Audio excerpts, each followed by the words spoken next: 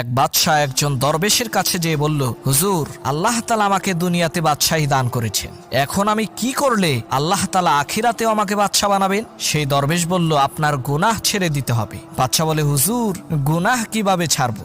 দরবেশ বলল, আপনি প্রত্যেক দিন 100 বার মৃত্যুর কথা স্মরণ করবেন। বাদশাহ বলল, ঠিক আছে। 1 মাস পর বাদশাহ আবার দরবেশের কাছে এসে বলল, হুজুর, আমি স্বর্ণের তৈরি তসবি দিয়ে প্রত্যেক দিন 100 বার মরণ মরণ তসবি জপি, তারপরও গুনাহ ছাড়তে পারছি না। দরবেশ বললেন, তোমার তো মৃত্যুর কথা স্মরণ করা একবারও হয়নি, তুমি তোমার বাদশাহী একদিনের জন্য আমাকে দাও, আমি তোমাকে শিখিয়ে দেব কিভাবে মৃত্যুর কথা স্মরণ করতে হয়। বাদশাহ বলল, ঠিক আছে। এবার দরবেশ ক্ষমতায় বসলেন, সিংহাসনে বসেই জল্লাদকে অর্ডার করলেন, বাদশাকে এই মুহূর্তে হত্যা করো। জল্লাদ দৌড়ে এসে বাদশার গলায় ছুরি ধরার সাথে সাথে বাদশা জ্ঞান হারালেন। জ্ঞান ফেরার পর দরবেশ তাকে বললেন, সবেমাত্র একবার মৃত্যুর